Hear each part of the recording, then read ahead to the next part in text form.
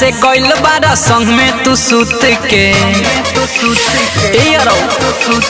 जहिया से गइल बारा संग में तू सुत के बेरी बेरी मन मोरा हुलहता हुलहता हुलहता। अरे दिन में होखे तीन फेरा उलटी धीरे धीरे पेट यार फूलता। दिन में होखे तीन बेरा उलटी धीरे धीरे पेट यार फूलता। जहिया से गहिल संगे तू सुत के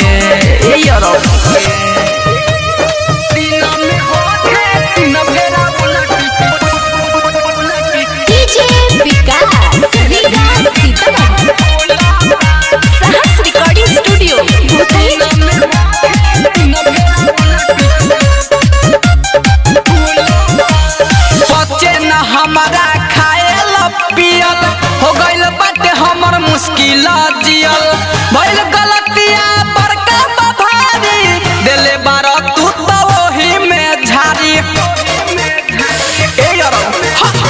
बच्चे न हमारा खायल पियल हो गइल बाटे हमर मुश्किल जियल भइल गलतिया बड़का भारी तू तो देले बारा वही में झारी।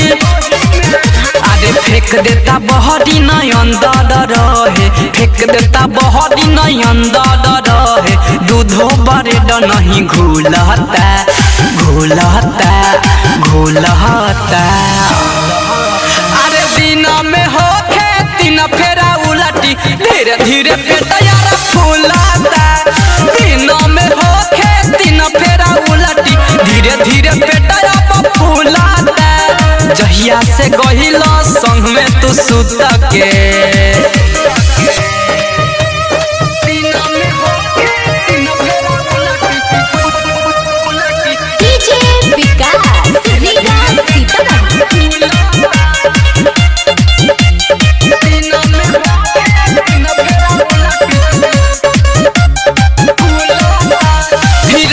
बिहारी आगे पीछे देखल साझे से लेके तू भोर तक ठेकल कहोई हमर उपाय लगा दो राजू रविंद्र से दवाई मांगा दो।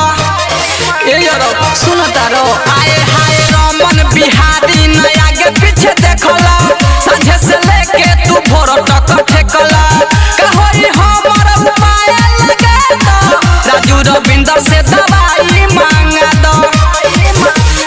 देहिया तो रहे बड़ी हमर टाइट देहिया तो रहे बड़ी हमर टाइट दोनों जो बनयब झूलता झूलता झूलता। आज दिन में होखे तीन फेरा उलटी धीरे धीरे पेट यार फूलता। दिन में होखे तीन फेरा उलटी धीरे धीरे पेट यार फूलता। जहिया से गइल संग में तू सुत के का कइल हो। सहर्ष रिकॉर्डिंग स्टूडियो भूतही चौक।